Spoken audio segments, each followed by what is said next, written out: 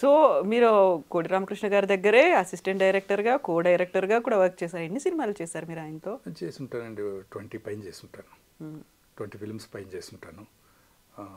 తరువాత నేను 2 సినిమాలు బయట వర్క్ చేయటం జరిగిందండి కోటి రామకృష్ణ గారి తర్వాత.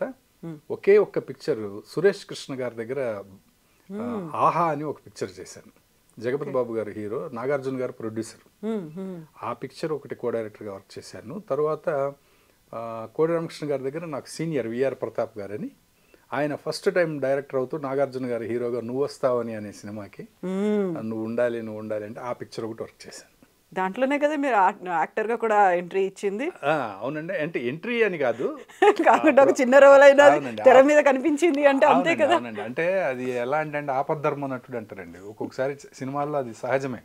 ఈవెన్ మా డైరెక్టర్ గారి దగ్గర కూడా, కోటి రామకృష్ణ గారి దగ్గర కూడా ఎప్పుడైనా ఏదైనా చిన్న చిన్న క్యారెక్టర్లు ఎవరైనా సరిగ్గా చేయట్లేదు అనుకోండి, నువ్వు వేసేవే అంటారు, నువ్వు చేసాయి అంటారు, ఆ డైలాగ్ నువ్వు చెప్పే అంటారు. ఆ డైలాగులు అవన్నీ మనకు చెప్పి ఉంటాము, ఆర్టిస్ట్కి నేర్పించడానికి ట్రై చేసి ఉంటాము, ఇవన్నీ చేసి ఉంటాం కాబట్టి మనకి ఈజీగా వచ్చేస్తాయి, మనం చెప్పేస్తాం. అలా చేసిందే నువ్వు వస్తావనిలో కూడా వేరే ఆర్టిస్ట్ని అనుకుంటే ఆ ఆర్టిస్టు లేకపోతే నేను చేయాల్సి వచ్చింది ఆ టైంలో. అది ఇప్పటికి కూడా గుర్తుపెట్టుకొని అడుగుతుంటారండి చాలామంది, ఆ సినిమాలో ఉన్నారు కదా మీరు అంటారు. అది యాక్చువల్గా అవన్నీ కూడా చెయ్యాలని చేసిన క్యారెక్టర్స్ ఏం కాదు, అవసరం కోసం చేసినాయి. ఆ టైంలో ముందు ఆ టైం గడిచిపోవాలి, అవును, ఆ షార్ట్ అయిపోవాలి, ఆ రోజు షూట్ కంప్లీట్ అవ్వాలి అనే దానికోసం చేసినవే. ఆ రోజు అందులో కోటా గారు మధ్యాహ్నం వరకే కాల్ షీట్ అయింది, ఒక పక్కన నాగార్జున గారు వచ్చి ఉన్నారు.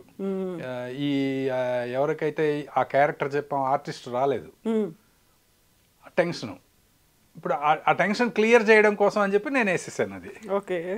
అయితే దేవి ప్రసాద్ గారిలో ఒక ఆర్టిస్ట్ కూడా ఉన్నారు అని ఎవరు ఐడెంటిఫై చేశారు, ఒక యాక్టర్ ఉన్నారు అని? అంటే అది ముందు మా గురువు గారేనండి ఫస్ట్. అంటే యాక్టర్ అనేది అని కాదు, కానీ అది చెప్పాను కదా మీకు. ఇప్పుడు ఫస్ట్ నేను స్క్రీన్ మీద కనిపించింది మనవడు వస్తున్నాడు అనే సినిమా అండి. అర్జున్ గారు కైకాల సత్యనారాయణ గారి కాంబినేషన్లో నేను ఫస్ట్ స్క్రీన్ మీద కనిపించాను. అది ఎలా అంటే మెడ్రాస్లో షూటింగ్కి వెళ్ళిపోయాము, మెరీనా బీచ్ దగ్గర షూటింగ్. ఆ రోజు అనుకున్న సీన్స్ వేరే యాక్చువల్గా. అక్కడికి వెళ్ళిన తర్వాత డైరెక్టర్ గారికి వేరే ఐడియా వచ్చిందనమాట. అవి కాకుండా ఇప్పుడు ఇక్కడ ఇంకొక సీన్స్ చేద్దామని చెప్పి అక్కడికక్కడ సీన్స్ రాశారు. ఆ రాసినప్పుడు అదే రోజు ఆ స్పాట్లోనే రాసుకొని చేసిన షూట్ అండి. అవునండి, అంటే మా డైరెక్టర్ గారు ఎప్పుడు అంతేనండి, స్పాట్లోనే సీన్ రాస్తారు. లొకేషన్కి వచ్చిన తర్వాతే సీన్ రాస్తారు ఆయన. అది ముందు నుంచి అలవాటు ఆయనకి. అంటే ముందంతా ఆ బ్రెయిన్లో ఉంటుందండి, ఉంటుంది. ఎగ్జిక్యూషన్ మాత్రం అప్పటికప్పుడు వచ్చిన థాట్, అప్పటికప్పుడు సీన్ రాస్తారు. అలాగే అసలు అక్కడ కొత్త సీన్స్ క్రియేట్ చేశారు. అక్కడికి వచ్చినప్పుడు దానికి ఆర్టిస్టులు కావాలి కదా. అంటే అర్జున్ గారు, కైకాల సత్యనారాయణ గారు పల్లెటూరు నుంచి కొత్తగా సిటీ వచ్చారు, వీళ్ళు అమాయకులు అని చెప్పి వాళ్ళని మోసం చేసి ఒక 2-3 కావాలి. అక్కడ నుంచి ఇప్పుడు మళ్ళీ ఆర్టిస్టులు కావాలి అంటే మళ్ళీ టీ నగర్ కబుర్ చేసి, అప్పుడు సెల్ ఫోన్స్ ఏం లేవు కదా, ఆ కబుర్ చేసి వాళ్ళు వచ్చి ఇదంతా టైం ఇది కదండి. దాంతో ఇది నువ్వు వేసే అని ఇంకొక స్టిల్ ఫోటోగ్రాఫర్ ఒక వేషం, అసిస్టెంట్ డైరెక్టర్ నేను ఒక వేషం, ఇంకొక అసిస్టెంట్ డైరెక్టర్ ఇంకొక వేషం వేసేసి తీసారనమాట. ఆ ఇద్దరు ఉన్నారా ఇప్పటికి ఫిల్మ్ ఇండస్ట్రీలో? ఉన్నారండి. వాళ్ళు ఒక అసిస్టెంట్ డైరెక్షన్ డిపార్ట్మెంట్ అతను లేడు అనుకుంటాను, ఆయన చనిపోయినట్టున్నారు, సీనియర్ నాకంటే.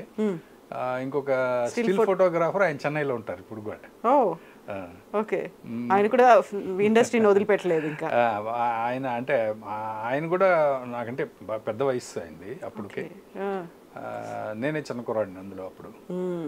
అలాగా ఆ సీన్ చేసామండి. అలా ఫస్ట్ స్క్రీన్ మీద కనిపించింది ఆ సినిమా. అట్లా ఆపద్ధర్మ నటుడండి. ఆపద్ధర్మ నటుడు కాస్త ఒక క్యారెక్టర్ ఆర్టిస్టు, తర్వాత కామెడీ సీన్స్ చేయడం, కామెడీ సినిమాలు చేయడం అనేది ఎలా, ఈ ట్రాన్స్ఫార్మ్ ఎలా అయ్యారు మరి? కామెడీ సీన్స్ నా సినిమాలోనండి. అది కూడా ఇప్పుడు నేను చేసింది ఇప్పుడు కెవికేక పిక్చర్లో, అది నా మూవీ అండి. తర్వాత మిస్టర్ పెళ్లి కొడుకు అనే పిక్చర్లో ఒక్కొక్క సీన్ చేశాను. అవి కామెడీ బేస్డ్. అంటే నేను చేసిన సినిమాలే కొంచెం కామెడీ బేస్డ్ ఎక్కువ చేశాను కదా.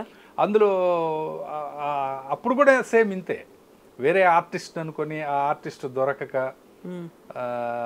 నేను చేయడం జరిగింది. అలాగే మనం జనరల్గా ఆ సీన్ అవి నేరేట్ చేసేటప్పుడు మనం యాక్ట్ చేసి చెప్తూ ఉంటాం కదా, దాంతో ఏంటంటే చుట్టూ ఉన్నవాళ్ళు అందరూ ఇది నువ్వు చేస్తే బాగుంటుంది, మీరే చేస్తే బాగుంటుంది, మళ్ళీ వేరే ఆర్టిస్ట్ని తీసుకొచ్చి వాళ్ళకి ఈ టైమింగ్ వాళ్ళకి రాకపోవచ్చు అని అంటారు.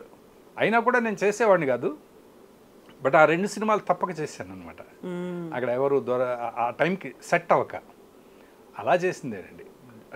జనరల్గా నేను యాక్టర్గా అనేది సీరియస్గా యాక్టర్గా చేసిన సినిమా నీది నాది ఒకే కథ, అదే ఫస్ట్ ఫుల్ లెంగ్త్ రోల్. అది ఇక యాక్టర్గానే అది అట్లా చేసింది అనమాట. ఇంకా ఆ తర్వాత ఆటోమేటిక్గా అందరూ చేయమని అడగడం. ఆ తర్వాత కూడా నేను ఒక 10-15 సినిమాలు చేయలేదండి. ఆ సినిమా తర్వాత కూడా అంటే మళ్ళీ నాకు డైరెక్షన్ మీదే ఎక్కువ ఇష్టం. నాకు మళ్ళీ ఇది రూట్ మారిపోతుందేమో అనే భయంతో నేను ముందు చేయలేదండి కొన్ని. తర్వాత అప్పుడు మా గురుగారు ఉన్నారు కోడి వెంకటకృష్ణ గారు, ఆయన ఆ పిక్చర్ చూశారు, నీది నాది ఒకే కథ చూశారు. చూసి చాలాసేపు మాట్లాడారు. అంత ప్రతి సీన్లో ఈ సీన్లో ఇలా చేసావు, ఆ సీన్లో ఇలా చేసావు అని అంత వివరించి మరీ చెప్పారు.